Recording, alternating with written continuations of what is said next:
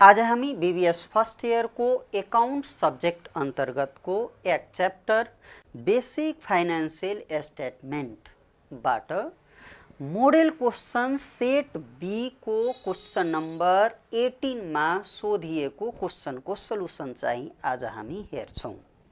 Set be को question number 18 यसरी question पहिला हामी रिड गरौं। क्वेश्चन चाहिँ यस प्रकार रहेको छ। An unadjusted trial balance of a company are given below. Particulars here debit and credit rupees. यहाँ कैश को अमाउंट 3 लाख छ, बैंक को अमाउंट 3,50,000, डिस्काउंट अलाउड को चाहिँ 6,000, furniture here 2 lakh, then purchases rupees 2 lakh, debtors rupees 80,000, interest on loan 7,000, then after salary rupees 60,000, rent is here rupees 52,000, capital is rupees 6 lakh, then after creditors rupees 45,000, discount received 10,000, sales rupees 5 lakh, and then after 12% bank loan is here rupees 1 lakh, and altogether both side of the trial balance चाहिँ कति छ 12,55,000 12,55,000। त्यसैगरी adjustment पनि हेरिहालौं। यहाँ adjustment मा closing stock rupees 50,000, prepaid rent was rupees 4,000, outstanding interest on bank loan was rupees 5,000, depreciation on furniture at 25% per annum. Required मा A मा adjusted trial balance, B मा statement of profit or loss account as per NFRS, C मा statement of financial position as per NFRS, then last मा D मा statement of cash flow as per NFRS हो। यो चाहिँ basic financial statement अंतर्गत को पर्ने यो 4 रिक्वायर्ड मध्ये को यानी कि रिक्वायर्ड नंबर चाहिँ बी र म सी को चाहिँ यहाँ के गर्छु सोल्युसन स्टेप बाय स्टेप तपाईहरुलाई NFRS मेथड अंतर्गत चाहिँ बताउँछु।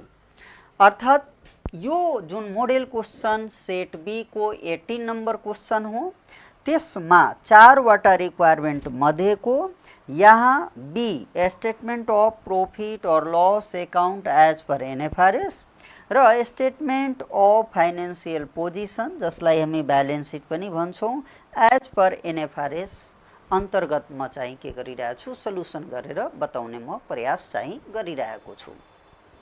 स्टुडेन्ट्स हामीलाई राम्ररी थाहा छ कि यो क्वेश्चन को सोल्युसन NFRS मेथड मा यदि हामी गर्यौं भने त्यसको लागि हामीले वर्किङ नोट्स वा नोट्स चाहिँ पहिल्यै चाहिँ के गरिहाल्छौं क्रिएट गरिहाल्छौं र त्यसपछि प्रोपरली रूपमा के गर्छौं स्टेटमेन्ट अफ द प्रॉफिट और लॉस अकाउंट मा चाहिँ के गर्छौं हामी चाहिँ पुट गरिदिन्छौं। स्टेप बाय स्टेप तो जुन रुल्स छ त्यही रुल्स को भित्र रहेर हामी चाहिँ फटाफट चाहिँ के गर्छौं रेकर्ड गर्छौं।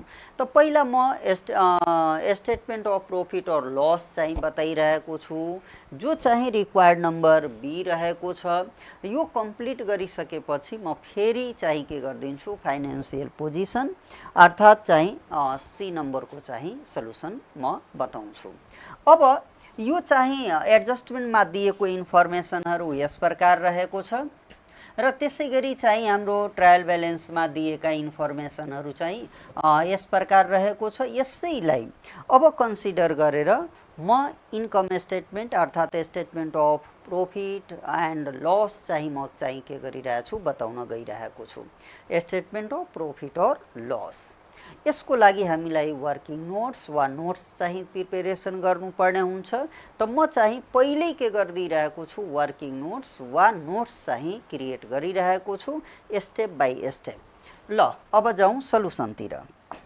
यहाँ म चाहिँ सोल्युसन मा यस प्रकार चाहिँ सोल्युसन गर्छु। सोल्युसन ओन्ली रिक्वायर्ड चाहिँ बी को लागि र सी को लागि हामी यो भिडियो तयार गरिरहेको छौं। यानी बी को लागि म यहाँ आए रिक्वायर्ड नम्बर बी को लागि र यसको लागि चाहिँ हामी के गर्छौं त वर्किङ नोट्स वा नोट्स चाहिँ तयार गर्छौं। यसरी नोट्स तयार गर्ने क्रममा मैले यहाँ लेख्नलाई त अब वर्किङ नोट्स वा चाहिँ नोट्स नै लेख्ने पनि चलन छ। तपाईलाई जुन अनुकूल पर्छ त्यही चाहिँ लेख्नु होला, केही फरक चाहिँ परेन है। अब इन्कम स्टेटमेन्ट अन्तर्गत अर्थात स्टेटमेन्ट अफ प्रॉफिट और लॉस अन्तर्गत चाहिँ हामी के गर्छौं, सबभन्दा पहिला नेट सेल्स लेख्छौं। के लेख्छौं? Net sales. Working note number 1 मा नेट सेल्स चाहिँ हामी लेख्छौं। त्यसो भए मैले यहाँ तपाईलाई के लेखिरहेको छु भने वर्किङ नोट 1 वा नोट्स 1 लेखे पनि हुन्छ, केही फरक पर्दैन। त म यहाँ नोट्समा चाहिँ के लेखिदिरहेको छु भने यहाँ नेट सेल्स भनेर चाहिँ लेखिरहेको छु, या फर नेट सेल्स लेखिदिनुस्, केही फरक परेन। यसो भए अब यसको सेल्स यदि हेर्ने हो भने, क्वेशनमा सेल्स यदि हेर्ने हो भने, क्वेशनमा सेल्स त सेल्स यहाँ कति दिएको छ? 5 लाख दिएको हो। यही चाहिँ सेल्स 5 लाख रुपैयाँ यहाँ हामी लेखिदिन्छौं। जब क्वेशन हामी रिड गर्यौं त्यति बेला कहीं पनि त्यहाँ सेल्स रिटर्न भन्ने टर्म छैन। यस कारणले गर्दा यो क्वेशनमा घटाउनु पर्ने जुन छ नि सेल्स रिटर्न हो त्यो नदिएको कारणले यसैलाई चाहिँ हामी फाइनली के बुझिहाल्छौं, यानी नेट सेल्स चाहिँ बुझिहाल्छौं। अर्थात यो नेट सेल्सको एमाउन्ट चाहिँ कति भइहाल्छ? 5 लाख नै भइहाल्छ। म पहिला के गरिदिरहेको छु, सम्भावित जुन इन्फर्मेसनहरु जानुपर्ने हो त्यो नोट चाहिँ पहिल्यै क्रिएट चाहिँ गरिदिइरहेको छु। अब हेर्नुस्, सेल्स नेट सेल्स निकालिसकेपछि हामी कोस्ट अफ सेल्स चाहिँ निकाल्छौं। के निकाल्छौं? कोस्ट अफ सेल्स, जो चाहिँ म यहाँ वर्किङ नोट या नोट नम्बर 2 चाहिँ तपाई लेख्नुस्। अब हेर्नुस् स्टुडेन्ट, कतिले के गर्छ भने इन्कम स्टेटमेन्टको लागि 1 बाट स्टार्ट गर्छ, मेजर चाहिँ हेडिङ 1, त्यसपछि सब हेडिङ 1.1 1.2 यस्तो गर्दै चाहिँ पनि बनाउँछन् भने मैले पनि अब तपाईहरुको जुन एक्जाम्पलहरु हुन्छ त्यसमा प्राय चाहिँ अब 1.1 हुन्छ। त्यो 1 भनेको इन्कम स्टेटमेन्टको लागि, इन्कम स्टेटमेन्टको चाहिँ नोट 1। त्यसैगरी अब म यहाँ अलिकता चेन्जै गरिदिउँ, यानी 1.2। तपाईहरुले 1 2 3 4 5 गर्दै चाहिँ ब्यालेन्स सिट सम्मको लागि पनि नि यसरी बनाउँदा पनि केही फरक पर्दैन। तर जुन सल्युसनहरु हुन्छ अर्थात इन्कम स्टेटमेन्टको लागि चाहिँ 1 बाट सुरु गर्छ र ब्यालेन्स सिटको लागि चाहिँ 2 बाट सुरु गर्ने भएको कारणले गर्दा म त्यही अनुसार चाहिँ यहाँ सल्युसन प्रेजेन्ट गरिदिइरहेको छु। त्यसो भए यहाँ कोस्ट अफ सेल्स, जसलाई कोस्ट अफ गुड्स सोल्ड पनि हामी भन्छौं, त यहाँ कोस्ट अफ सेल्स चाहिँ निकाल्नको लागि हामी के गर्छौं, ओपनिङ स्टक, त्यसपछि पर्चेज, वेजेज यस्ताहरु, यानी ट्रेडिङ अकाउन्टको डेबिट साइडको इन्फर्मेसनबाट हामी क्लोजिङ स्टक यदि घटाइदियौं भने त्यो चाहिँ के आइहाल्छ? कोस्ट अफ गुड्स सोल्ड आउँछ, कोस्ट अफ सेल्स आउँछ। तर यहाँ धेरै बढी इन्फर्मेसन चाहिँ छैन कोस्ट अफ सेल्सको लागि। यानी क्वेशनमा जब हामी रिड गर्यौं त्यति बेला कहीं पनि ओपनिङ स्टक यसमा दिएन, त्यसैगरी क्यारेज इन भने दिएन, वेजेजका इन्फर्मेसन दिएको छैन। त्यसकारणले जे छ त्यसैमा हामी चाहिँ रहेर अनि कोस्ट अफ सेल्स चाहिँ निकाल्छौं। त्यसो भए यहाँ यदि हेरे भने एउटा पर्चेज भनेर छ है, पर्चेजको एमाउन्ट यहाँ कति दिएको छ? 2 लाख रुपैयाँ र क्लोजिङ स्टक दिएको छ 50,000 रुपैयाँ। ठीक छ नि? त्यही चाहिँ पर्चेज र क्लोजिङ स्टककै चाहिँ आधारबाट हामी के गर्छौं? कोस्ट अफ सेल्स चाहिँ निकाल्छौं। यसमा अदर इन्फर्मेसनहरु दिएको छैन, जस्तो ओपनिङ स्टक, वेजेज यस्ताहरु दिएको छैन। त म के गर्छु, यानी कि पर्चेज जुन 2 लाख हो त्यसबाट क्लोजिङ स्टक 50,000 घटाइदिए भने त्यो चाहिँ के आइहाल्छ? कोस्ट अफ सेल्स चाहिँ आउँछ। अब हेर्नु होला, यहाँ म पर्चेजको ठाउँमा, ठीक छ नि, के गर्छु म यहाँ पर्चेजको ठाउँमा यहाँ चाहिँ पर्चेजको ठाउँमा 2 लाख रुपैयाँ लेख्छु, ठिक छ नि। पर्चेजेजको ठाउँमा चाहिँ 2 लाख रुपैयाँ लेख्छु भने लेस गरिदिन्छु क्लोजिङ स्टक जो एडजस्टमेन्टमा दिएको छ। यो क्लोजिङ स्टकको एमाउन्ट 50,000 हो। यो 50,000 चाहिँ म के गरिदिन्छु, घटाइदिन्छु। त्यस प्रकारले कोस्ट अफ सेल्सको जुन एमाउन्ट आउँछ त्यो चाहिँ 1.5 लाख भइहाल्छ। अब तपाईहरुलाई जरुरी छैन यहाँ लेख्नै पर्ने कोस्ट अफ सेल्स भनेर, किनभने कम मार्कमा हुन्छ, धेरै चाहिँ टाइम लाग्छ। त्यसकारणले अब यहाँ पनि म लेख्न सक्थे नेट सेल्स, त्यसमा अलि टाइम वेस्ट हुन्छ। त्यसकारणले यस्तो नगर्दा राम्रो। मैले भर्लै लेखिदिएको छु, तर तपाईहरु यस्तो नगर्नु होला। अब हेर्नुस्, यानी इन्कम यो जुन स्टेटमेन्ट अफ प्रॉफिट और लस जुन छ यसमा सबभन्दा फर्स्टमा सेल्स हुन्छ, त्यसपछि यो कोस्ट अफ सेल्स चाहिँ घटाइदिए भने ग्रस प्रॉफिट हुन्छ र त्यो ग्रस प्रॉफिटमा अदर इन्कम जोड्ने चलन छ है, प्र्याक्टिस छ। त्यसो भए अब अदर इन्कमको भित्र कुन कुन पार्ट हो त्यतातिर अब हाम्रो ध्यान जाओस्, ठीक छ नि।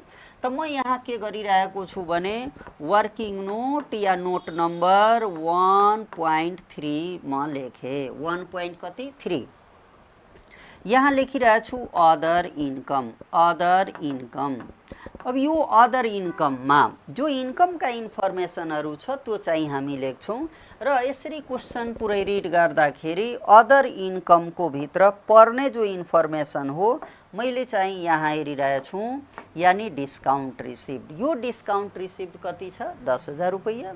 यही 10,000 मात्र एउटा छ र यससँग रिलेटेड कुनै एडजस्टमेन्ट पनि छैन। त म यहाँ लेखिदिन्छु कमिसन रिसिभ्ड। के लेखिदिने, कमिसन रिसिभ्ड भनेर म यहाँ लेखे। त्यसो कमिसन रिसिभ्ड कति छ, 10,000 रुपैयाँ। यो नै चाहिँ के भइहाल्छ, अदर इन्कम, ठीक छ। 10,000 रुपैयाँ यो नै चाहिँ भइहाल्छ 10,000 रुपैयाँ। अब मैले फेरि अदर इन्कम लेखिरहेको छुइनँ, टाइम चाहिँ किन वेस्ट गर्ने। अब हेर्नु होला, अदर इन्कम पछि अब हामी के लेख्छौं, डिस्ट्रिब्युसन एक्सपेन्सेस। अब डिस्ट्रिब्युसन एक्सपेन्सेसतिर हामी लागौं, यानी वर्किङ नोट या नोट नम्बर चाहिँ 1.4 मा छु, यानी for distribution expenses. For distribution expenses.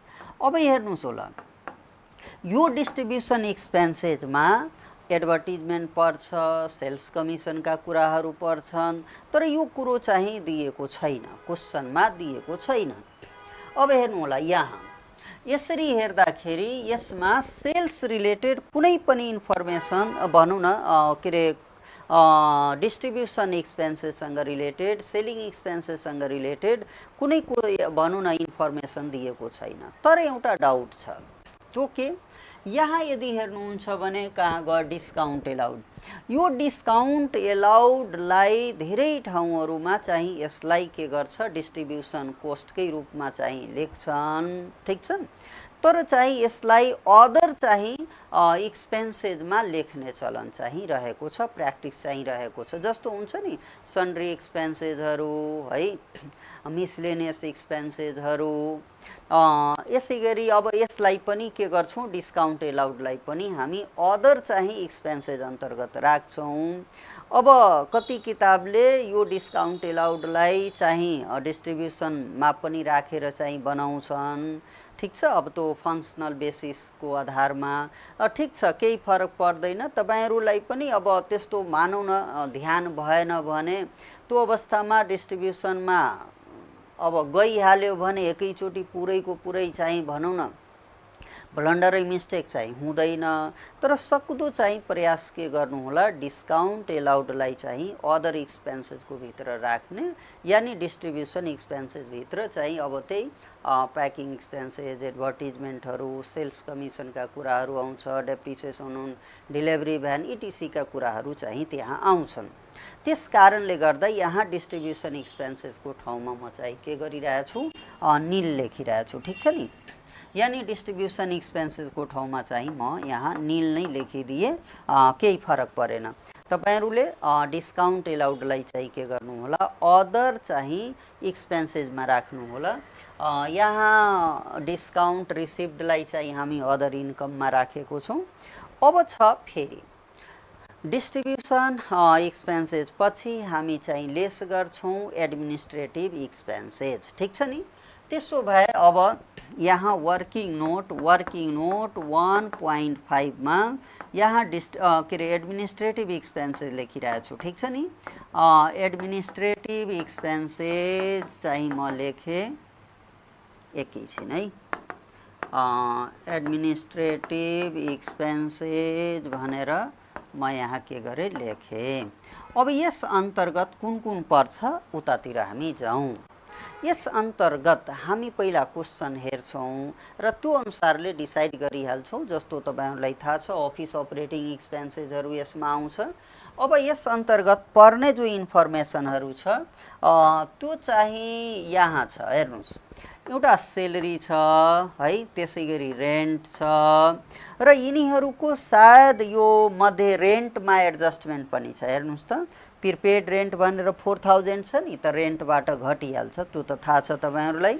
त्यसै गरी डेप्रिसिएसन अन फर्निचर छ 25%, ठिक छ। त यो चाहिँ तीनवटा कुन कुन, सेलेरी, रेन्ट, अब रेन्टलाई त एडजस्ट गरेर लेख्नु छ र त्यसपछि चाहिँ कुन आइहाल्छ, यानि डेप्रिसिएसन अन फर्निचर। फर्निचरको एमाउन्ट हेर्नुहुन्छ भने यहाँ कति छ, 2 लाख रुपैयाँ हो। सेलेरीको चाहिँ 60,000, त्यसै गरी रेन्टको चाहिँ यो 52,000 मध्ये प्रिपेड रेन्ट चाहिँ 4,000 के भइहाल्छ, घटिहाल्छ, ठिक छ। त यसैको यिनीहरूकै चाहिँ भनौँ न मिक्स गरेर हामी एडमिनिस्ट्रेटिभ एक्सपेन्सेस चाहिँ निकाल्छौँ। अब एडमिनिस्ट्रेटिभ एक्सपेन्सेसमा पहिला म चाहिँ लेखिरहेको छु सेलेरी, र सेलेरिजको एमाउन्ट चाहिँ यहाँ कति छ, अर्थात् 60,000 रुपैयाँ हो। त्यसै गरी रेन्टको कुरो गर्दाखेरि रेन्ट एक्सपेन्सेस, ठिक छ नि। यहाँ के याद गर्नु होला भने 52,000 रुपैयाँ चाहिँ यो चाहिँ ट्रायल ब्यालेन्समा दिएको हो 52,000, जबकि प्रिपेड रेन्ट कति छ 4,000। त हामी माइनस के गरिदिन्छौँ भने यहाँ प्रिपेड रेन्ट, ठिक छ, प्रिपेड रेन्ट चाहिँ माइनस गरिदिन्छु 4,000। त्यसरी चाहिँ यो 52,000बाट प्रिपेड रेन्ट 4,000 एडजस्टमेन्टवाला घटाइदिए भने यो चाहिँ 48,000 भइहाल्छ हो। यो नै चाहिँ रेन्ट एक्सपेन्सेस हो। रियल एक्सपेन्सेस भनेको 48,000 चाहिँ रहेको छ। अब रह्यो डेप्रिसिएसन अन फर्निचर। त्यसो भए depreciation on furniture, depreciation on फर्निचरमा हेर्नुहोस्, यहाँ 25% अफ फर्निचरको एमाउन्ट ट्रायल ब्यालेन्समा 2 लाख दिएको छ। त म 2 लाखको 25% यानि 50,000 रुपैयाँ यहाँ लेख्छु, ठिक छ। अब स्टुडेन्ट्स ध्यान दिनु होला, यो 50,000लाई अब यो तीनटै भनौँ न सबै मिक्स गरेर जे आउँछ त्यो नै हाम्रो लागि के भइहाल्छ, एडमिनिस्ट्रेटिभ एक्सपेन्सेस भइहाल्छ। त यो चाहिँ जोडिदिनु भयो भने 1, 10 र 48 अर्थात् 1,58,000 हुन्छ। त यो टोटल चाहिँ 1,58,000 चाहिँ म के लेखेँ, यो एडमिनिस्ट्रेटिभ एक्सपेन्सेससम्मको यात्रा यहाँ गरेँ। त्यसपछि अब आउँछ अदर एक्सपेन्सेसमा हो। अदर एक्सपेन्सेसमा चाहिँ अब जो भनौँ न एडमिनिस्ट्रेटिभमा डिस्ट्रिब्युसनमा गएन ती एक्सपेन्सेसहरूलाई यसमा अदर एक्सपेन्सेसमा चाहिँ हामी के गर्छौँ, रेकर्ड गर्छौँ। त्यसो भए अब अदर एक्सपेन्सेसको कुरो यदि गर्ने हो भने, ठिक छ, त म अदर एक्सपेन्सेस चाहिँ यहाँ लेखिरहेको छु वर्किङ नोट 1.6 मा अदर एक्सपेन्सेस, ठिक छ। त यो अदर एक्सपेन्सेस भित्र चाहिँ डिस्काउन्ट एलाउड लेख्नु होला, डिस्काउन्ट एलाउड लेखिदिनु होला। अब कतिले यसलाई डिस्ट्रिब्युसनमा राखेको हुन्छ, त्यो कुनै कुनै टेक्स्ट बुकहरूमा सल्युसनहरूमा केही फरक पर्दैन, तर सक्दो चाहिँ तपाईहरूले होसमा बनाउनु होला। सम्भवतः यसलाई चाहिँ अदर एक्सपेन्सेस हेडिङमा चाहिँ राखिदिनु होला। यो डिस्काउन्ट एलाउडको एमाउन्ट यहाँ 6,000 जति थियो, डिस्काउन्ट एलाउड 6,000 रुपैयाँ। अब हामी यो 6,000 यहाँ हामी के गर्छौँ, लेखिदिन्छौँ। 6,000 चाहिँ म लेखेँ र यो नै चाहिँ अदर एक्सपेन्सेसको भित्र परिहाल्छ। अदर एक्सपेन्सेस को भित्र चाहिँ कति परिहाल्छ 6000 रुपैयाँ हामी पनि 6000 रुपैयाँ यहाँ लेख्यौं। अब त्यसपछि फेरि आउँछ यो स्टेटमेन्ट अफ प्रॉफिट एन्ड लसमा त्यो के भनेको फाइनान्शियल कोस्ट। फाइनान्शियल कोस्टमा सरल तरिकाले बुझ्नुहुन्छ भने जुन क्वेशनको जुन प्याटर्न रहेको छ सोधिएका क्वेशनहरूको प्याटर्न त्यसमा चाहिँ इन्ट्रेस्ट एक्सपेन्सेस मात्र हामी राख्छौं, तर एडजस्टमेन्टमा आउटस्ट्यान्डिङ यदि छ भने त्यसलाई हामी के गर्दिन्छौं जोडिदिन्छौं। त्यसो भए अब हामी वर्किङ नोट चाहिँ वर्किङ नोट 1.7 वा नोट नम्बर 1.7 मा जानु होला र यसलाई हामी फाइनान्शियल कोस्ट लेख्छौं। के लेख्छौं? यानी फाइनान्शियल कोस्ट भनेर यहाँ लेख्छौं। यो भित्र इन्ट्रेस्टका इन्फर्मेसनहरु आउँछ। त म चाहिँ यहाँ के गरिरहेछु इन्ट्रेस्ट, यहाँ इन्ट्रेस्ट अन लोन जो छ एकचोटी क्वेशनतिर फेरि फर्केर हेरौं। यानी इन्ट्रेस्ट अन लोन यहाँ 7000 हो भने यहाँ आउटस्ट्यान्डिङ इन्ट्रेस्ट अन लोन कति छ 5000। यहाँ आउटस्ट्यान्डिङ इन्ट्रेस्ट अन लोन चाहिँ 5000 हो। त यो 7000 मा 5000 के गर्दिन्छौं हामी जोडिदिन्छौं। त्यस प्रकार चाहिँ के गर्नु होला, यानी इन्ट्रेस्ट अन लोन जुन छ 7000 यसमा चाहिँ एड गरिदिने आउटस्ट्यान्डिङ इन्ट्रेस्ट वा त्यो 5000 मा 7000 डाइरेक्ट जोडेर लेख्दा पनि हुन्थ्यो। आउटस्ट्यान्डिङ इन्ट्रेस्ट कति छ 5000 रुपैयाँ। त्यसरी जो फाइनल एमाउन्ट आइहाल्यो यो चाहिँ 12000। यसलाई टोटल इन्ट्रेस्टको ठाउँमा हामी के गरिदिन्छौं फाइनान्शियल कोस्ट भनेर लेखिदिन्छौं। फाइनान्शियल कोस्टको नाममा चाहिँ 12000 रुपैयाँ यसरी लेख्छौं। अब रह्यो ट्याक्सको लागि म चाहिँ के गर्छु यहाँ छोडिरहेछु। किन? अब ट्याक्सको चाहिँ कुनै इन्फर्मेसन नै चाहिँ दिएको छैन, ठीक छ नि, न एमाउन्ट दिएको छ न पर्सेन्टेज दिएको छ। त म ट्याक्सको लागि एक ठाउँमा म यहाँ छोडिरहेको छु है। यदि दिन्छ भने के गर्ने 1 पोइन्ट चाहिँ म 8 यहाँ लेखिरहेको छु ट्याक्स एक्सपेन्सेस र यसको बारेमा क्वेशनले बोलेको छैन है। तर पनि म चाहिँ वर्किङ नोट चाहिँ गर्न त सिकाउँछु। खैर ट्याक्सको एमाउन्ट हामी लेख्दैनौं, तर कस्तो सिचुएसनमा कसरी निकाल्ने त्यो चाहिँ म बताइदिन्छु, ठीक छ। हो यो क्वेशनमा ट्याक्स एक्सपेन्सेस दिएको छैन, हामी सल्युसन फर्मेटमा पनि चाहिँ ट्याक्स एक्सपेन्सेस लेख्दैनौं, ठीक छ। तर हिन्ट्सको रूपमा मात्रै मैले चाहिँ यहाँ देखाउने म प्रयास गर्छु। फेरि एमाउन्ट म देखाउँदिन, चिन्ता नगर्नुस् है। जस्ट एडजस्ट कसरी गर्ने त्यो ट्रिक चाहिँ म बताउँछु। त यस प्रकारले चाहिँ अदर इन्फर्मेसनहरु हाम्रो क्वेशनमा दिएको छैन, ठीक छ। अब हुन्छ नि ओनरसँग रिलेटेडका कुराहरु आउँछ, नन चाहिँ त्यो इन्ट्रेस्ट कन्ट्रोलिङ इन्ट्रेस्टका म्याटरहरु त्यो सब दिएको छैन। उतातिर पनि हाम्रो ध्यान नजाओस्। जुन पास्ट ट्रेन्ड रहेको छ मोडेल क्वेशनमा जुन सोधिएका छ त्यो चाहिँ सरल नै क्वेशन रहन्छ।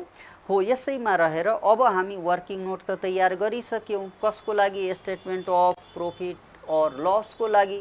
किनभने रिक्वायर्ड नम्बर जुन बी छ यहाँ हेर्नुहुन्छ भने रिक्वायर्ड बी मा हेर्नुहुन्छ भने स्टेटमेन्ट अफ प्रॉफिट और loss account as per NFRS.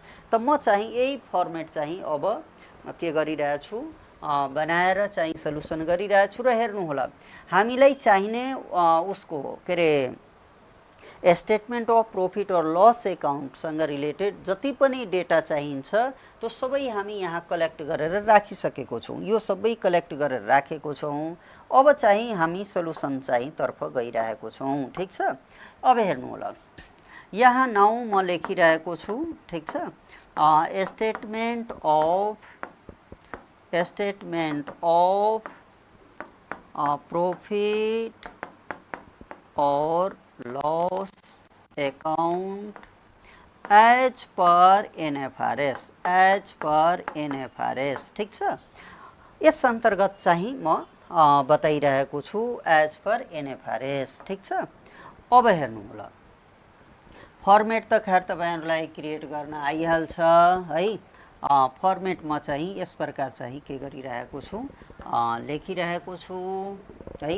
धेरै ठुलो चाहिँ त जाँदैन, तर म यहाँ लेखिरहेको छु स्पेसियस यहाँ चाहिँ एमाउन्ट रुपिज लेख्नु होला, यहाँ नोट्स या वर्किङ नोट्स भनेर लेखिदिनु होला, ठिक छ। त्यसै गरी यहाँ चाहिँ हामी पर्टिकुलर्स लेखिदिन्छौँ, पर्टिकुलर्स भनेर लेखिदिन्छौँ। अब हेर्नुहोस्, त्यसो भए यो चाहिँ हामी स्टेटमेन्ट अफ प्रॉफिट और लस एकाउन्टको चाहिँ फर्मेट चाहिँ बनायौँ। अब स्टेप बाई स्टेप इन्फर्मेसनहरू चाहिँ यसमा हामी राख्छौँ। पहिलो चाहिँ इन्फर्मेसन जुन हामी राख्छौँ यानी नेट सेल्स राख्छौँ। यो चाहिँ राम्ररी थाहा छ। यो नेट सेल्सको जुन वर्किङ हामी गरेको छौँ त्यो वर्किङ नोट नम्बर 1 मा यदि हामी जाने हो भने यहाँ छ, हेर्नुहोस् त 1.1 मा नेट सेल्स 5 लाख हो। यही 5 लाख रुपैयाँ हामी के गर्छौँ यहाँ लेख्छौँ, ठिक छ। यानी 5 लाख रुपैयाँ चाहिँ यहाँ त 1.1 यतातिर के गरिदिन्छौँ 5 लाख रुपिज लेखिदिने, ठिक छ। यहाँ चाहिँ 5 लाख रुपैयाँ हामी लेखिदिन्छौँ। त्यसपछि अब हामी फेरि के गर्ने भने यहाँ आउनुहोस्, कोस्ट अफ गुड सोल्ड हामी लेख्छौँ, यानी कि कोस्ट अफ सेल्स वा कोस्ट अफ गुड सोल्ड। त म चाहिँ यहाँ कोस्ट अफ सेल्स भनेर लेखिरहेको छु र यहाँ यसको वर्किङ नोट 1.2 हो र यसको चाहिँ हामी वर्किङ नोट यहाँ अलरेडी गरिसकेको छौँ। यहाँ कोस्ट अफ सेल्स चाहिँ कति छ 1,50,000, 1,50,000 रुपैयाँ हामी यहाँ लेख्छौँ। तर यो चाहिँ कोस्ट भएको कारणले के गरिदिनु होला, ब्राकेटमा चाहिँ लेखिदिनु होला। हो, यो जुन रिजल्ट आउँछ यसलाई हामी के भन्छौँ ग्रस प्रॉफिट। यो त सबलाई थाहा छ। यो रिजल्टलाई हामी के भन्छौँ ग्रस प्रॉफिट र यसरी यो घटाइदिनुहुन्छ भने 3,50,000 रुपैयाँ ग्रस प्रॉफिट चाहिँ भयो, ठिक छ नि। यहाँसम्म त ठिक छ। अब त्यसपछि हामी अदर इन्कम चाहिँ के गर्छौँ एड गर्छौँ, ठिक छ। त अदर इन्कम जुन हामी क्याल्कुलेसनमा ल्याएको छौँ यो चाहिँ 1.3 मा छ है, वर्किङ नोट 1.3। त अदर इन्कममा हेर्ने हो भने यहाँ 10,000 रुपैयाँ छ, अदर इन्कमको 10,000 हो। त हामी पनि के गरिदिन्छौँ भने यहाँ 10,000 चाहिँ प्लस फिगरमै चाहिँ लेख्नु होला है, एमाउन्ट चाहिँ प्लसमै लेख्ने। त्यसपछि अब हामी डिस्ट्रिब्युसन चाहिँ एक्सपेन्सेज हुन त यो नदिएको कारणले नलेख्दा भइहाल्छ। यसको चाहिँ हामी वर्किङ नोट 1.4 मा गरेको छौँ र मैले यहाँ तपाईहरुलाई बताउने प्रयास चाहिँ गरे। डिस्ट्रिब्युसन एक्सपेन्सेस नील लेखेको छु, ठिक छ नि, क्वेशनमा दिएको छैन। यस कारणले गर्दा डिस्ट्रिब्युसन एक्सपेन्सेसको ठाउँमा मैले नील लेखे। अब एमाउन्ट भएको भए पनि हामी ब्राकेट गर्थ्यौँ। अब यहाँ त माइनस गर्नु प्लस गर्नु 0 छ, केही फरक पर्दैन। यदि एमाउन्ट भएको भए माइनसमा हुन्थ्यो, त्यो मात्र म बताएको छु। त्यसपछि एडमिनिस्ट्रेटिभ एक्सपेन्सेसको पालो आउँछ। अब यो एडमिनिस्ट्रेटिभ एक्सपेन्सेसको म्याटरमा अब ध्यान दिनुस्। यो चाहिँ 1.5 वर्किङ नोटमा हामी क्याल्कुलेट गरेको छौँ। एडमिनिस्ट्रेटिभ एक्सपेन्सेसको एमाउन्ट 1,58,000 हो, ठिक छ। त यो 1,58,000 एक्सपेन्सेस भएको कारणले यहाँ माइनसमा लेख्छौँ। 1,58,000 चाहिँ हामी के गर्छौँ माइनसमा है, सरी, यो चाहिँ के गरिदिन्छौँ माइनसमा यहाँ हामी लेख्यौँ। त्यसपछि अब पालो आउँछ अदर एक्सपेन्सेसको। यो अदर एक्सपेन्सेसमा हामी चाहिँ 1.6 चाहिँ मा के गरेको छौँ वर्किङ नोट गरेको छौँ। त अदर एक्सपेन्सेस यहाँ छ 6,000 चाहिँ छ। यही 6,000 चाहिँ म यहाँ राखिदिन्छु, 6,000 चाहिँ यहाँ राख्छु, तर यो माइनसमा राख्छु, ठिक छ नि। के गरिदिन्छु माइनसमा चाहिँ यसलाई म यहाँ राख्छु। अब यसरी यो चाहिँ जुन रिजल्ट आउँछ यसलाई हामी अपरेटिङ प्रॉफिट भन्छौँ, ठिक छ। अपरेटिङ प्रॉफिट भन्छौँ या यसलाई प्रॉफिट फ्रम अपरेसन पनि लेख्ने चलन छ। जे लेख्नुस् केही फरक परेन, ठिक छ नि। त्यस प्रकार चाहिँ अब हामी के गरिदिन्छौँ भने यो एमाउन्टहरू जोड घटाउ गरेर अब कति आउँछ एकचोटि हामी क्याल्कुलेसन गर्छौँ, ठिक छ। यानी 3,50,000 प्लस गरिदिन्छु 10,000 माइनस चाहिँ 1,58,000 त्यसपछि माइनस चाहिँ 6,000 हो। यसरी यो गरे भने 1,96,000 चाहिँ आयो।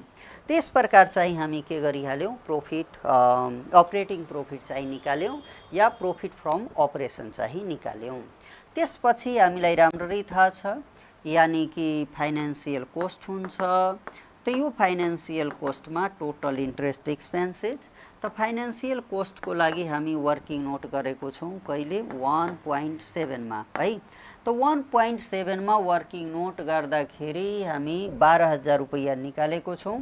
त यहाँ चाहिँ हामी 12,000 त लेख्छौँ तर यो चाहिँ ब्राकेटमा लेख्छौँ, ठिक छ हो। यस पछिको रिजल्ट जो आउँछ यसलाई चाहिँ हामी प्रॉफिट बिफोर ट्याक्स पनि भन्छौँ, यानी प्रॉफिट बिफोर ट्याक्स भन्छौँ। प्रॉफिट बिफोर ट्याक्स यसलाई पीबीटी वा अर्निङ बिफोर ट्याक्स पनि भन्छ है। अर्निङ बिफोर ट्याक्स यसरी पनि भन्ने चलन हो। त यो यदि हामी घटाइदियो भने 1,84,000 भयो, ठिक छ। अब हेर्नु होला स्टुडेन्ट्स, यहाँ त अब ट्याक्ससँग रिलेटेड कुनै पर्सेन्टेजहरू त दिएको छैन। त्यस कारणले गर्दा भलै म यहाँ यसैलाई म के मानिहाल्छु, नेट इन्कम मानिहाल्छु, यही हाम्रो लागि नेट इन्कम भइहाल्छ, केही फरक पर्दैन। मानौँ न कहीँ दिएको हुन्थ्यो भने ट्याक्ससँग रिलेटेड, त यहाँ अब ट्याक्स एक्सपेन्सेस भलै लेख्नलाई लेखिरहेछु तर क्वेसनमा नदियो भने नलेख्नु होला। त यो ट्याक्स एक्सपेन्सेसको ठाउँमा म यहाँ के गरिदिन्छु भने 1.8, भले यहाँ नदिएको कारणले निल लेख्छु 0। तपाईहरुले यसलाई नलेखिदिँदा नै भयो, यसैलाई नेट इन्कम मानिदिनु होला। दिएको हुन्थ्यो भने के गर्ने त। अब हेर्नुस्, यदि एक्सपेन्सेस एमाउन्टैमा दियो भने ट्याक्सको एमाउन्ट दियो भने तब त इजिली चाहिँ तपाईले माइनस गरिलिनुहुन्छ। पर्सेन्टमा दिएको भए के गर्थे हो, त्यसैको लागि म त्यहाँ के गरेको थिएँ, वर्किङ नोट चाहिँ चाहिँ यहाँ भनेको थिएँ ट्याक्स एक्सपेन्सेसको लागि ठाउँ छोड्नुस् भनेपछि के हुन्थ्यो भने एमाउन्ट दियो भने इट्स ओके, तर पर्सेन्टेज ट्याक्स रेट दियो भने के गर्ने, त्यसको लागि के गर्नुहुन्थ्यो भने डट पर्सेन्टेज यो जुन ट्याक्स छ है यो चाहिँ ट्याक्स अनि अफ के गरिदिन्थे ईबीटी या प्रॉफिट बिफोर ट्याक्स जुन हामी अहिले निकालेको छौँ नि प्रॉफिट बिफोर टैक्स हो, त्यो चाहिँ percentage of tax of EBT और पीबीटी। यो चाहिँ कति, अब यहाँ त दिएकै छैन। अब दिएको छैन भने त हामी 0 लेखिरहेको छौँ, हुन त यो नगर्नु होला, तपाईहरुले सिकाइरहेको छु है, गर्नु पर्दैन। यहाँ डट पर्सेन्ट भनेपछि 0% ट्याक्स बुझिदिनुस्, एकछिनको लागि 0% ट्याक्स इन्टु चाहिँ के गरिदिन्छौँ भने नि यहाँ छ है 1,84,000 रुपैयाँ यहाँ हामी लेखिदिन्छौँ, यानी 1,84,000 यहाँ छ। त यो त आइहाल्छ के 0 हो। मैले निकाल्ने तरिका मात्र यहाँ सिकाएको छु, जति आउँथ्यो त्यही ट्याक्स एक्सपेन्सेस त्यहाँ लेख्थे। एमाउन्ट हुँदा फर्कै परेन, पर्सेन्टेजमा दिन्थ्यो भने कसरी गर्ने त्यो मात्र मैले सिकाएको छु। तर अहिलेको यो क्वेसनको लागि तपाईलाई चाहिँ यो गर्नु पर्दैन, ठिक छ नि, यो चाहिँ गर्नु पर्दैन, यसरी चाहिँ तपाईहरुले बुझिदिनु होला, ठिक छ।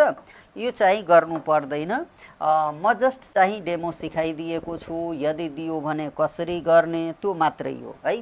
त यहाँ मैले निल लेखेँ, त्यसपछि यो जो रिजल्ट आइहाल्छ यही रिजल्ट तपाईको लागि के भइहाल्छ, नेट इन्कम हुन्छ है, जसलाई चाहिँ अर्निङ आफ्टर ट्याक्स या प्रॉफिट आफ्टर टैक्स पनि भन्छौँ या नेट प्रॉफिट भनिदिन्छौँ। त्यसरी अब यो जोड घटाए गरेर फाइनली चाहिँ 1,84,000 यो चाहिँ रिजल्ट आयो कसको, स्टेटमेन्ट अफ प्रॉफिट और लॉस अकाउंट को नेट इन्कम कति आयो 1,84,000 जो चाहिँ फेरि ब्यालेन्स सिटमा चाहिँ ट्रान्सफर हुन्छ एज अ रिजर्भ को नाममा। त यो त मैले मात्र चाहिँ के चाहिँ बताएँ, यानी कि यो इन्कम स्टेटमेन्ट वा भनौँ न स्टेटमेन्ट अफ प्रॉफिट और लस एकाउन्टको पहिला वर्किङ नोट चाहिँ गरिहाल्ने, त्यसपछि त्यो वर्किङ नोटलाई चाहिँ के गर्ने, एरेन्ज चाहिँ गरिदिने कहाँ, स्टेटमेन्ट अफ प्रॉफिट और लसमा। कतिले के गर्छ भने नि कि स्टेटमेन्ट अफ प्रॉफिट और लसको चाहिँ फर्मेट फटाफट चाहिँ लेखिहाल्छन्, त्यसपछि के कुराहरू चाहिएको छ, जस्तो अब सेल्स चाहियो त सेल्सको लागि वर्किङ नोट गर्ने, फेरि कोस्ट अफ सेल्स चाहियो उसको लागि फेरि वर्किङ नोट गर्ने, त्यो जे गर्दा पनि हुन्छ। तपाईले स्टेटमेन्ट अफ प्रॉफिट और लस चाहिँ पहिल्यै बनाएर अनि त्यसपछि वर्किङ नोट गर्नुस्, या तपाईलाई थाहा छ कि इन्कम कि यो स्टेटमेन्ट अफ प्रॉफिट और लसमा यो इन्फर्मेसनहरू चाहिन्छ, त्यो चाहिँ पहिल्यै तपाईँ के गर्नुस्, वर्किङ नोट गरिहाल्नुस् र त्यसपछि धमाधम चाहिँ के गर्नुस्, स्टेटमेन्ट अफ प्रॉफिट और लस चाहिँ एकाउन्ट बनाइलिनुस्। तपाईलाई जसरी प्र्याक्टिस छ त्यही अनुसारले तपाईँ चाहिँ के गर्नुहोला, सल्युसन गर्नुहोला, वर्किङ नोट अगाडि गर्नुस् या पछाडि गर्नुस्, हो करेक्ट चाहिँ हुनुपर्छ, यसमा चाहिँ ध्यान दिनुहोला।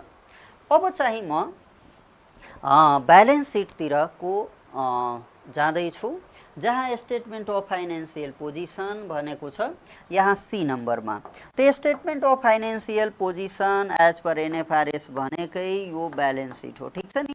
यानी ब्यालेन्स सिट बनाउनलाई पनि सोधेको हो सी नम्बरमा, र त्यो पनि एज पर एनएफआरएस अन्तर्गत चाहिँ सोधेको हो। म चाहिँ यसमा अब के गरिदिन्छु भने यहाँ पनि म चाहिँ ब्यालेन्स सिटका चाहिँ फर्मेटहरू क्रिएट गरिदिन्छु। यसमा अलिकता उल्टो फेरि बताइदिइरहेछु। पहिला चाहिँ ब्यालेन्स सिटको चाहिँ फर्मेटहरू क्रिएट गरिदिन्छु क्वेसन हेरिकन है, र त्यसपछि चाहिँ वर्किङ नोट गर्छु।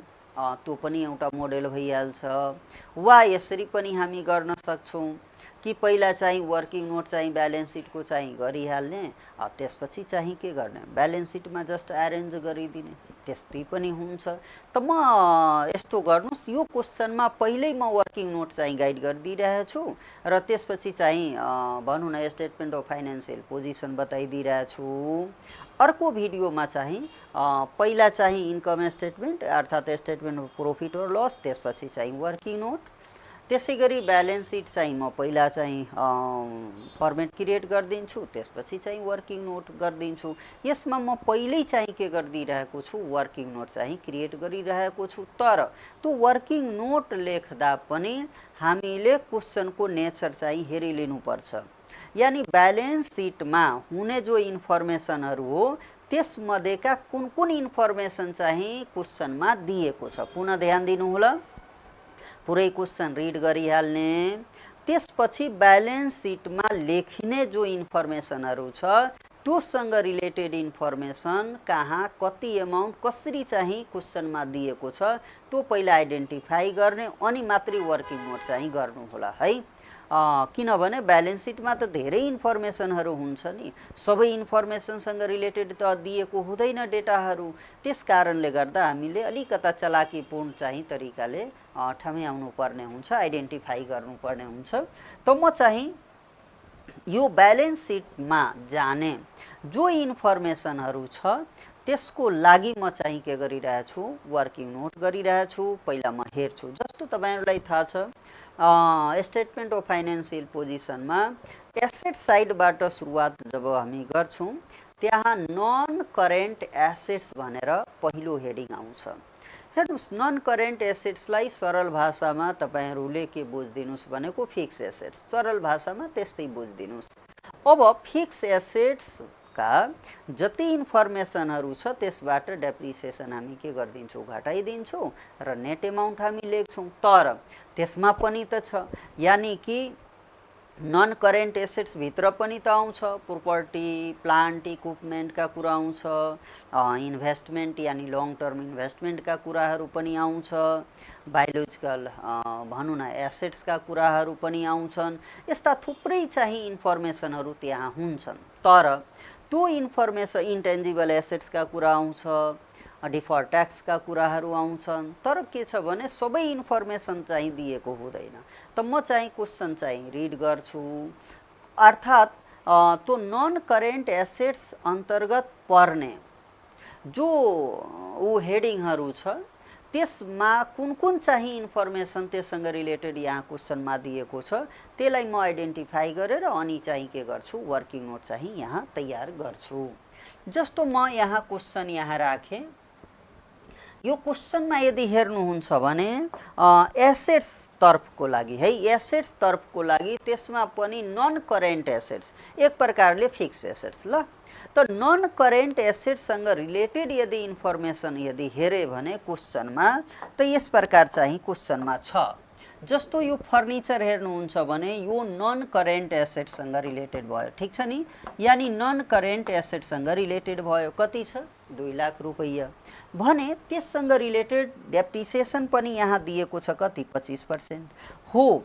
त यो मात्रै छ, अदर फिक्स एसेट्सका इन्फर्मेसनहरू दिएको छैन।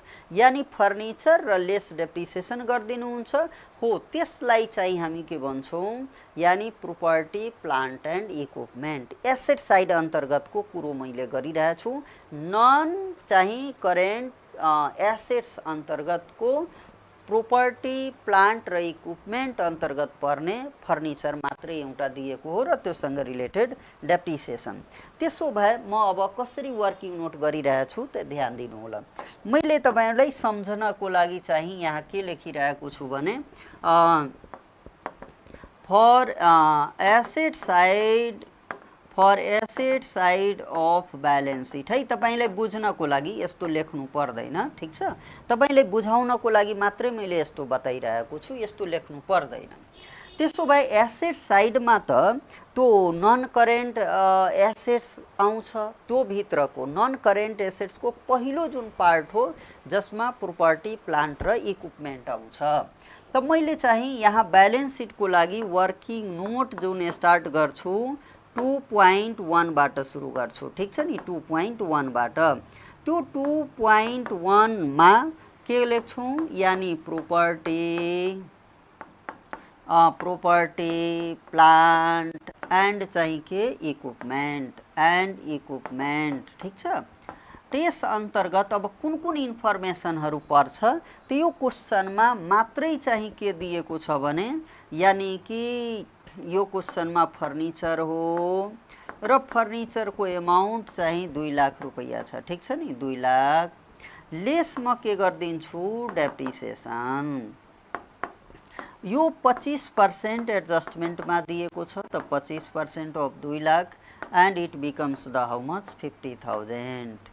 अब यो घटाइदिनुहुन्छ भने 1,50,000 रुपैयाँ चाहिँ के भयो, यो चाहिँ नेट चाहिँ बुझ्नुस् न प्लान्ट एन्ड मेसनरी के अरे नेट फर्निचर भयो। तर यो कसको भित्र पर्छ प्रोपर्टी प्लान्ट एन्ड इक्विपमेन्टको भित्र पर्छ। त यो चाहिँ म यतिकै लेख्छु, नत्र भने फेरि तपाईहरुले यहाँ लेखिदिनुहुन्छ भने टाइम चाहिँ किन वेस्ट गर्ने, प्रोपर्टी प्लान्ट एन्ड इक्विपमेन्ट यसरी चाहिँ टाइम वेस्ट प्लिज नगरिदिनु होला है, नगरिदिनु होला। त 1,50,000 चाहिँ यो नन करेन्ट एसेट्स अन्तर्गतको पार्टको पहिलो चाहिँ हेडिङ त आयो।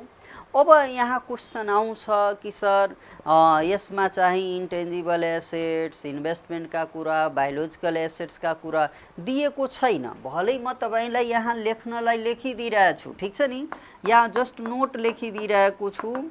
यो क्वेसनमा यदि हेर्नुहुन्छ भने लङ टर्म इन्भेस्टमेन्ट पनि दिएको छैन, इन्टेन्जिबल एसेट्सका कुराहरू पनि दिएको छैन, इन्टेन्जिबल एसेट्सका कुरा पनि दिएको छैन।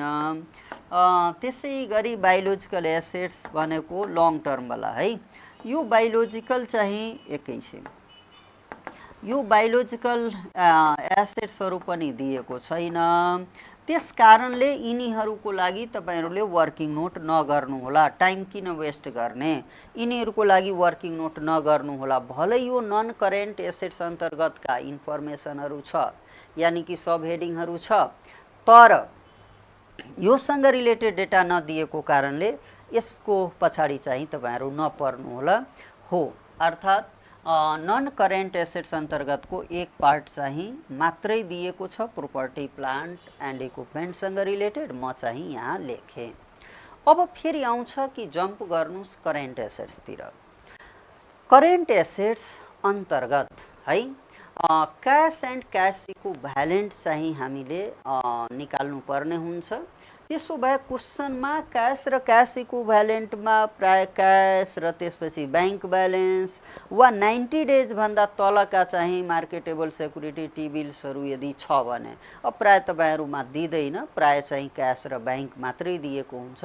त्यही क्यास र ब्याङ्कलाई जोडिदिनुहुन्छ त क्यास एन्ड क्यास इक्विभ्यालेन्ट चाहिँ भइहाल्छ। यानि करेन्ट एसेट्स अन्तर्गतको चलिरहेको छ। यो जुन थियो नि, यो चाहिँ नन करेन्ट एसेट्स अन्तर्गतको पार्ट थियो। अब चाहिँ करेन्ट एसेट्स अन्तर्गतको चाहिँ म लेखिरहेछु, यानी वर्किङ नोट चाहिँ 2.2। ध्यान के दिनु होला नि, यो जस्ट सम्झाउनलाई तपाईहरुलाई यस्तो हिन्ट्स दिइरहेछु है, यो सम्झाउनको लागि मात्रै तपाईहरुलाई हिन्ट्स दिइरहेछु। अब करेन्ट एसेट्स अन्तर्गतको एक पार्ट फेरि त्यहाँ आउँछ, यानी कि cash and cash equivalent, cash and cash equivalent. ठीक छ, क्याश एन्ड क्याश इक्विभ्यालेन्ट। अब यसरी यो क्याश एन्ड क्याश इक्विभ्यालेन्टको कुरो गर्ने हो भने यसमा क्याश ब्यालेन्स र ब्याङ्क ब्यालेन्स चाहिँ हुन्छ। त्यसो भए म चाहिँ के गरिरहेको छु, यहाँ क्यास र ब्याङ्क ब्यालेन्स खोज्छु। त क्यासको एमाउन्ट क्वेसनमा दिएको छ, हामीलाई थाहा छ। त क्यासको एमाउन्ट, त्यसपछि यहाँ ब्याङ्कको एमाउन्ट, दुईटैको चाहिँ के गरिदिन्छौँ, एमाउन्ट यहाँ लेखिदिन्छौँ। क्वेसनमा कति कति दिएको छ एकचोटि हेरिलिनुहोस्। क्यासको 3 लाख र ब्याङ्कको 3,50,000। क्यासको चाहिँ 3 लाख र ब्याङ्कको चाहिँ 3,50,000। त यसरी चाहिँ दुईटै जोडिदिनु भयो भने यो क्याश एन्ड क्याश इक्विभ्यालेन्टको अर्थात् 6,50,000 रुपैयाँ चाहिँ यहाँ भयो। ठीक छ, त्यसपछि हामी जम्प गर्छौँ। क्याससँग रिलेटेड भएपछि यो एकाउन्ट रिसिभेबल छ, डेप्टर्स यदि छ भने त्यतातिर पनि हामी के गर्छौँ, टार्गेट राख्छौँ, जसलाई चाहिँ trade and other receivable heading भनेर पनि राख्छौँ। ठीक छ, ट्रेड एन्ड अदर रिसिभेबल भनेर। त यसरी वर्किङ नोट चाहिँ 2.3 मा म के लेख्छु, ट्रेड एन्ड अदर रिसिभेबल। ठीक छ, अब यस अन्तर्गत प्राय जुन क्वेसनको नेचर हो नि, तपाईहरुको डेप्टर वा एकाउन्ट रिसिभेबल दिएको हुन्छ, त्यो क्वेसनमा डेप्टर्स चाहिँ दिएको छ। ठीक छ, अब एकछिनको लागि हेरौँ त क्वेसनमा डेप्टरको एमाउन्ट चाहिँ, यहाँ डेप्टरको एमाउन्ट 80,000 हो। त यो 80,000 रुपैयाँ हामी यहाँ लेख्छौँ। मान लिनुहोस् यदि प्रोभिजन फर ब्याड डेप्ट एडजस्टमेन्टमा दियो भने, त्यसै गरी अब एडजस्टमेन्टमा फर्दर ब्याड डेप्टका इन्फर्मेसनहरू छ भने अब तिनीहरू घट्छन्, तर त्यति डिपली चाहिँ एडजस्टमेन्ट भएको क्वेसन तपाईहरुको इक्जाममा आउने गरेको छैन। म चाहिँ डाइरेक्ट यही 80,000 रुपैयाँलाई चाहिँ के गरिदिन्छु, यो ट्रेड एन्ड अदर रिसिभेबलमा चाहिँ के गरिदिन्छु, लेखिदिन्छु। त्यसपछि क्लोजिङ स्टकसँग रिलेटेड पार्ट पनि आउँछ। यो क्लोजिङ स्टकमा चाहिँ यसलाई इन्भेन्ट्रिजको नामले पनि लेख्ने गरिन्छ। त्यस प्रकारले म यहाँ वर्किङ नोट चाहिँ 2.4 मा म इन्भेन्ट्रिज भनेर लेखिरहेछु। भलै इन्भेन्ट्रिज लेखिन्छ, तर तपाईँ हामी के बुझ्छौँ, यानी क्लोजिङ स्टक। ठीक छ, त यो क्लोजिङ स्टकको एमाउन्ट यदि एडजस्टमेन्टमा हेर्नुहुन्छ भने यो 50,000 दिएको हो। क्वेसनमा हेर्नुहुन्छ भने यहाँ क्लोजिङ स्टकको एमाउन्ट कति छ, 50,000। यही 50,000 चाहिँ हामी के गर्छौँ, यहाँ लेख्छौँ। त यो चाहिँ भइहाल्यो, अर्थात् एउटै इन्फर्मेसन यसमा छ इन्भेन्ट्रीसँग रिलेटेड। त्यसपछि अब फेरि आउँछ कि अदर करेन्ट एसेट्सको म्याटर पनि आउँछ। ठीक छ नि, के को आउँछ, अदर करेन्ट एसेट्सको भनेर आउँछ। त्यसो भए अदर करेन्ट एसेट्समा चाहिँ हामी प्रिपेडवालालाई लिइहाल्छौँ। के वालालाई लिइहाल्छौँ, प्रिपेडवालालाई चाहिँ लिइहाल्छौँ। ठीक छ, त म यहाँ यो वर्किङ नोट चाहिँ 2.5 मा गइरहेको छु, अदर करेन्ट एसेट्स। ठीक छ, यो अदर करेन्ट एसेट्समा प्रिपेड वा एडभान्स एक्सपेन्सेसहरू अदर करेन्ट एसेट्समा यसरी चाहिँ हामी के गरिदिन्छौँ, लेखिदिन्छौँ। त सायद क्वेसन हामी जति बेला रिड गऱ्यौँ त्यति बेला चाहिँ प्रिपेड रेन्ट 4,000 छ एडजस्टमेन्टमा। त यसरी प्रिपेड रेन्ट 4000 हेर्नुहुन्छ भने यहाँ प्रिपेड रेन्ट 4000, यही 4000 लाई म चाहिँ यहाँ लेखिदिन्छु। यो प्रिपेड रेन्ट जो छ, यो प्रिपेड रेन्ट यो एमाउन्ट रुपिज 4000 चाहिँ यहाँ म लेखेँ, ठिक छ। त यो चाहिँ 4000 नै चाहिँ भइहाल्छ यो अदर करेन्ट एसेट्समा। त्यस प्रकार चाहिँ हामी अदर करेन्ट एसेट्ससम्मको यात्रा चाहिँ पुरा गऱ्यौँ। अब आउनुहोस् लायबिलिटी साइडतिर। यानी कि लायबिलिटी साइडमा जब हामी जान्छौँ त फर्स्ट चाहिँ इक्विटीबाट सुरु गर्छौँ, त्यसपछि नन करेन्ट लायबिलिटिज, त्यसपछि चाहिँ ट्रेड एन्ड अदर पेएबलका चर्चा पनि हामी गर्छौँ। त्यसो भए अब यहाँ मैले के गरिदिइरहेको छु, यानी लायबिलिटी साइडको, यानी कि इक्विटी एन्ड लायबिलिटिज भन्छ, त इक्विटी एन्ड लायबिलिटी साइडतिरको चर्चा यदि गर्ने हो भने यो तपाईलाई बुझाउनको लागि मात्रै मैले यहाँ लेखिरहेको छु। त्यस अन्तर्गत यो ब्यालेन्स सिटकै हो। त यहाँ म वर्किङ नोट चाहिँ 2.6 मा पुगेँ है, वर्किङ नोट 2.6 मा। यानी सबभन्दा फर्स्टमा इक्विटीको कुरो आउँछ। त यो इक्विटीमा यहाँ मात्रै चाहिँ कमन स्टक यानी कि क्यापिटल दिएको छ। त इक्विटीको भित्र है ओनर्स इक्विटीको चर्चा। त्यसरी इक्विटीको भित्र यदि हेर्नुहुन्छ भने यहाँ मात्रै क्यापिटल चाहिँ दिएको छ र यो क्यापिटलको एमाउन्ट एकचोटि म हेरिरहेको छु कति आएको छ। यहाँ क्यापिटलको एमाउन्ट चाहिँ आएको भन्दा दिएको छ 6 लाख रुपैयाँ। यही 6 लाख रुपैयाँ चाहिँ हामी यहाँ लेखिदिन्छौँ। 6 लाख रुपैयाँ यहाँ हामी के गर्छौँ, लेखिदिन्छौँ, ठिक छ। त्यस प्रकार चाहिँ इक्विटीको 6 लाख रुपैयाँ मैले यहाँ लेखेँ, यो नै चाहिँ भइहाल्यो, अर्को इन्फर्मेसन यसमा हुँदैन। अब फेरि क्वेसन आउँछ है, यसै अन्तर्गत चाहिँ हामी अर्को फेरि लेख्छौँ रिजर्भ, ठिक छ नि। यानी इक्विटीकै भित्रमा क्यापिटल, अब यसलाई चाहिँ क्यापिटलै भनेर लेखिन्छ, इक्विटीको पार्टभित्र चाहिँ क्यापिटल हो, ठिक छ नि। यसलाई वा यसलाई मैले तपाईहरुलाई एरेन्जै गरेर बताइदिउँ, ठिक छ।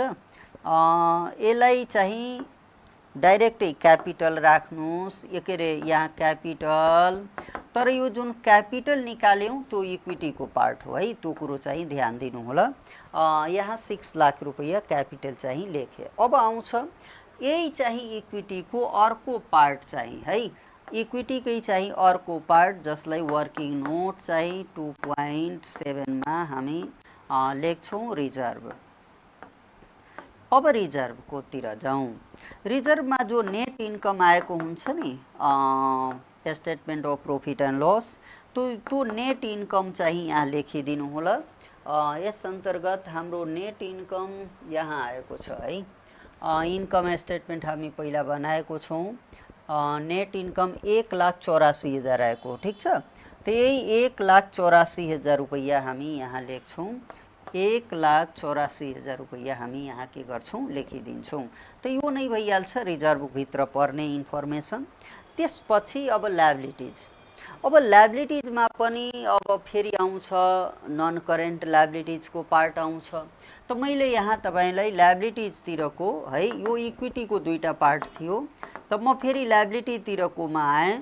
लायबिलिटिजमा पनि यहाँ वर्किङ नोट 2.8 मा के गर्नु होला भने फर नन करेन्ट, ठिक छ, for non current liabilities, non current liabilities जसलाई हामी लङ टर्म लायबिलिटिज वा लङ टर्म डेप्ट हामी भन्छौँ, ठिक छ नि। त यो चाहिँ म यहाँ अब लेखिरहेँ। अब यस अन्तर्गत पर्ने हाम्रो क्वेसनमा के इन्फर्मेसन छ एकचोटि हेरिहाल्नुहोस्। यहाँ cash bank, discount furniture, debtor, capital यहाँ छ है। यानी 12% बैंक लोन चाहिँ कति छ, 1 लाख रुपैयाँ। यही 1 लाख रुपैयाँलाई हामी के गरिदिन्छौँ, अब यसलाई डाइरेक्टै अब नलेखेर नि, यो नन करेन्ट लायबिलिटिजको पार्टभित्र चाहिँ पर्ने हो। म यसलाई मेटाइरहेको छु है। यो चाहिँ नन करेन्ट लायबिलिटिजको पार्टभित्र पर्ने, यानी कि यो 10% जुन बैंक लोन छ, 10% हो कि 12% हो, 12% बैंक लोन हो, ठिक छ। त यहाँ मैले 12% बैंक लोन चाहिँ लेखे 1 लाख रुपैयाँ, ठिक छ नि। त यो चाहिँ कसको भित्र पर्छ नि, यो लायबिलिटिजको पनि दुई पार्ट जुन छ नि, एउटा नन करेन्ट लायबिलिटिज हो, त यो भित्रको एक पार्ट यो चाहिँ आयो। अर्को जुन आउँछ करेन्ट लायबिलिटिज हो, त्यस अन्तर्गतको लागि वर्किङ नोट चाहिँ 2.9 तिर जानु होला, ठिक छ। यानी कि 2.9 तिर जानु, 2.9 तिर। त्यसो भए अब यसमा जस्तो ट्रेड पेएबलका म्याटर आउँछ, त ट्रेड पेएबलमा त क्रेडिटर भइहाल्यो। अब आउटस्ट्यान्डिङ एक्सपेन्सेसका कुराहरू पनि दिएको हुन्छ, त एउटैमा लेख्दा पनि हुन्छ, लेख्ने पनि गरेको हुन्छ।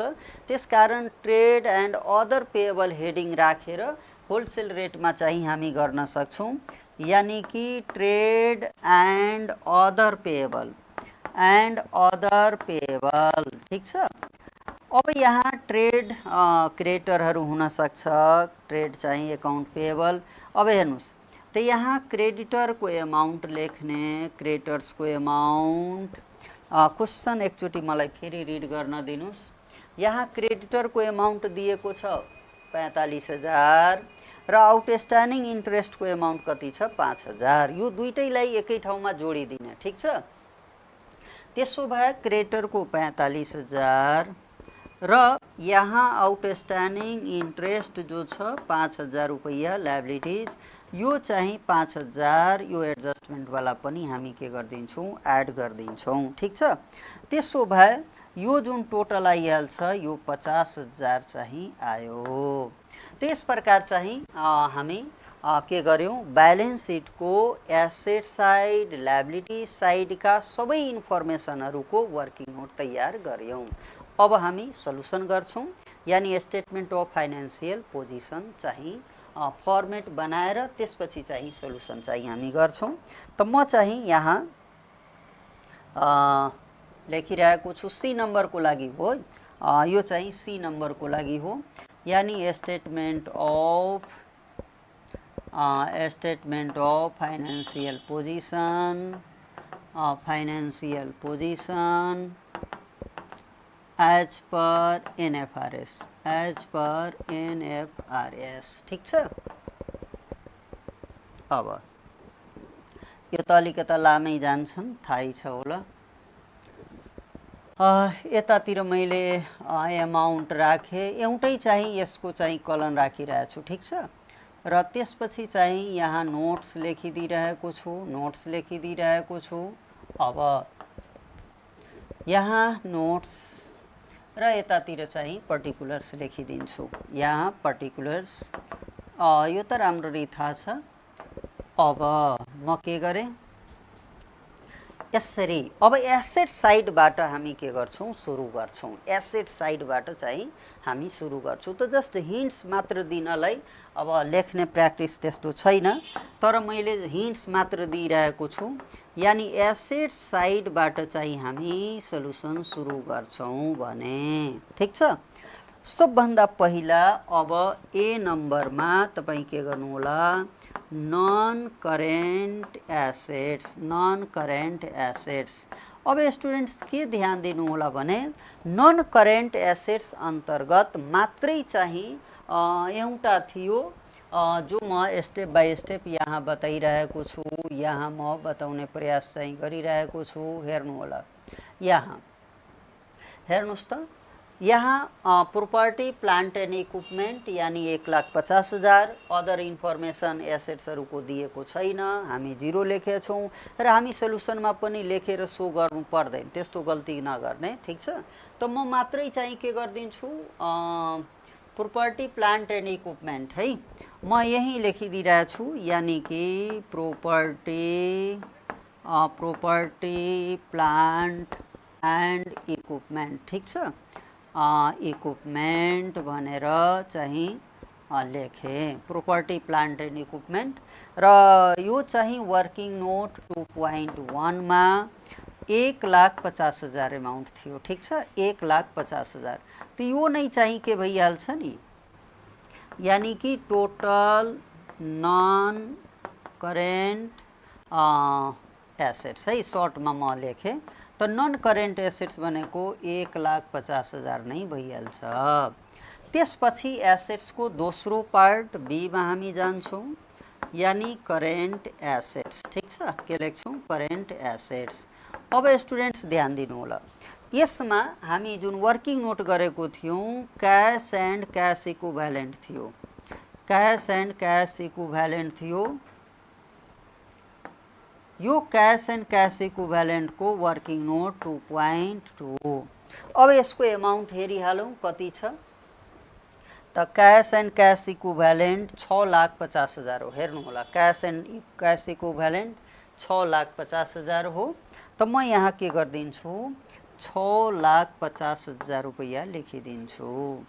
त्यसै गरी यहाँ trade and other receivable, trade and other receivable, trade and other receivable हेर्ने हो भने तब त यो 2.3 वर्किङ नोटमा यहाँ हेर्नुहुन्छ भने कति रुपैयाँ छ, 80,000।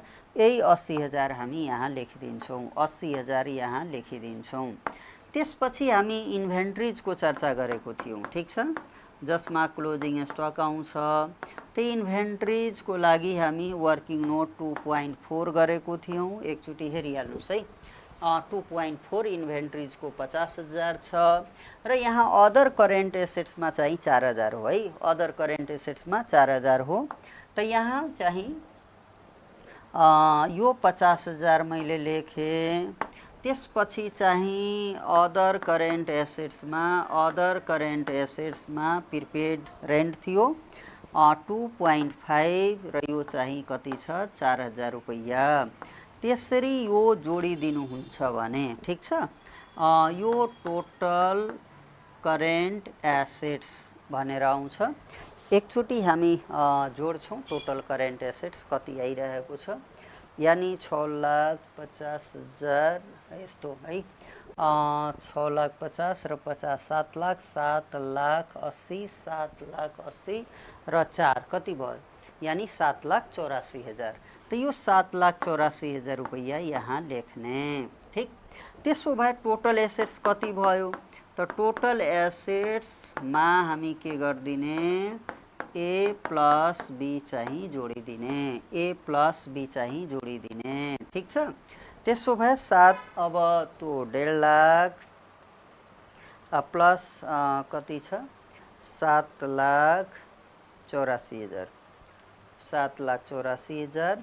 त यो चाहिँ 9,34,000 भयो। ठिक छ नि, यो 9,34,000 रुपैयाँ चाहिँ भयो। त यो त हामी एसेट साइडको गऱ्यौँ। अब पालो लायबिलिटी साइडको। त लायबिलिटी साइडमा पनि के हुन्छ, इक्विटीबाट सुरु हुन्छ। त्यसो भए मैले अलिकता हिन्ट्स दिँदै अगाडि बढिरहेको छु। यहाँ हेर्नु होला, यहाँ मैले तपाईलाई जस्ट हिन्ट्स चाहिँ दिने गरिरहेको छु, यानी कि यहाँ इक्विटी एन्ड लायबिलिटीज, ठिक छ, इक्विटी एन्ड लायबिलिटीज साइडको चर्चा गरिरहेको छु। यो जस्ट सम्झनाको लागि लेखिरहेको छु, तपाईहरुलाई अलिकता इजी हुन्छ। यसको एमा हामी इक्विटी लेख्छौँ। पहिला के लेख्छौँ, इक्विटी। अब इक्विटीको भित्र पनि क्यापिटल र अर्को रिजर्भ चाहिँ लेख्ने चलन नर्मली जुन क्वेसनमा दिएको थियो त्यसको आधारमा मात्रै मैले चाहिँ लेखेको छु है। त्यसो भए क्यापिटल, अब यसको वर्किङ नोट हामी गरेको छौँ, ठिक छ, 2.6 मा। त्यसपछि रिजर्भ चाहिँ 2.7 मा हामी गरेको छौँ, ठिक छ। त यतातिर आउनुस्, के गरेको छौँ, यानी कि यहाँ छ क्यापिटल चाहिँ 6 लाख र रिजर्भ चाहिँ कति छ, 1,84,000। त्यसरी चाहिँ हामी क्यापिटल 6 लाख र यो चाहिँ 1,84,000 चाहिँ रिजर्भको लेखेँ। त यो दुईटै जोडिदिए भने नि टोटल इक्विटी भइहाल्छ। यो कति भइहाल्छ, टोटल इक्विटी चाहिँ भइहाल्छ यानी कि 7,84,000। यो चाहिँ टोटल इक्विटी भयो 7,84,000। त्यसपछि अब हामी बी तिर जाँदैछौँ। यानी नन करेन्ट लायबिलिटीज। ठिक छ, non current liabilities, non current liabilities. तो यो नन करेन्ट लायबिलिटीज भित्रको पार्ट यदि हेर्ने हो भने नन करेन्ट लायबिलिटीतिर चाहिँ जाने हो भने एउटा मात्रै ब्याङ्क लोन दिएको थियो। हामी यहाँ 12% ब्याङ्क लोन कति छ, 1 लाख, त्यही एमाउन्ट हामी लेखिदिन्छौँ। त म यहाँ के गरेँ, 12% ब्याङ्क लोन चाहिँ कति लेखिदिने, 1 लाख, र यो चाहिँ तपाईको 2.8 मा वर्किङ नोट हामी गरेको छौँ। त यो चाहिँ यसरी टोटल चाहिँ यो non current liabilities, non current liabilities यो चाहिँ 1 लाख रुपैयाँ मैले यहाँ लेखेँ है। त्यसपछि अब सीमा हामी करेन्ट लायबिलिटीज लेख्छौँ। करेन्ट लायबिलिटीज, यो करेन्ट लायबिलिटी याद गर्नुहोला, यो जुन छ नि लायबिलिटीजकै दुईटै पार्ट हो, यो दुईटै चाहिँ नि लायबिलिटीजकै पार्ट हो, त्यसरी चाहिँ ध्यान दिनु होला, लायबिलिटीजको पार्ट हो। अब यो चाहिँ करेन्ट लायबिलिटीज अन्तर्गतमा हामी एउटै चाहिँ निकालेको छौँ, यस अन्तर्गत एउटै निकालेको छौँ, यो ट्रेड एन्ड अदर पेएबल भनेर 50,000 रुपैयाँ। त यस प्रकार म चाहिँ लेखिदिइरहेको छु, ट्रेड एन्ड अदर पेएबल 50,000 रुपैयाँ, र यो चाहिँ तपाईको 2.9 वर्किङ नोट हो। त यहाँ चाहिँ हामी टोटल करेन्ट लायबिलिटीजको रूपमा अब 50,000 नै लेख्छौँ। त्यसो भए अब टोटल लायबिलिटीज कति त, ठिक छ नि। त्यसो भए के गर्नु होला भने यहाँ टोटल लायबिलिटीजमा के गर्ने, यानी बी प्लस सी चाहिँ जोडिदिने, बी प्लस सी जोडिदिने, यानी कि यो 1 लाख र यो 50,000, त 1,50,000 भइहाल्छ टोटल चाहिँ लायबिलिटीज। ठिक छ, त यो टोटल लायबिलिटी चाहिँ 1,50,000 आयो, बी र सी जोडेर है। त्यसपछि अब चाहिँ हामी टोटल इक्विटी एन्ड लायबिलिटीजको चर्चा गर्छौँ। टोटल लायबिलिटीजको चर्चा गर्छौँ भने यो के गरिदिनु होला नि, बरु बेटर एबीसी सबै तीनटै जोडिदिने। ठिक छ, त म यहाँ ए प्लस बी प्लस के गरेँ, सी चाहिँ जोडिदिएँ। र अब कति आउँछ एकचोटि हेरिहालौँ त, यो 1,50,000 वा 7 लाख, के अरे 1,50,000 प्लस 7,84,000 वा 7,84,000 प्लस 1 लाख, र त्यसपछि कति, यो चाहिँ 50,000। ठिक छ नि। त्यसरी चाहिँ हामी सबै जोडिदिए भने 9,34,000 आउँछ, 9,34,000 चाहिँ आउँछ। त्यस प्रकार चाहिँ हामी स्टेप बाई स्टेप चाहिँ के गर्यौं, क्वेशनको चाहिँ सल्युसन गर्यौं। र यो चाहिँ तपाईको क्वेशन चाहिँ थियो मोडेल क्वेशन। ठीक छ नि, यो कुन क्वेशन थियो, यानी कि मोडेल क्वेशन चाहिँ थियो। मोडेल क्वेशन सेट बी को 18 नंबर चाहिँ थियो। सेट बी को 18 नंबर चाहिँ क्वेशन हामी स्टेप बाई स्टेप चाहिँ सल्युसन गर्यौं। तपाईलाई यो भिडियो कस्तो लाग्यो तपाई कमेन्ट चाहिँ गर्नुहोला।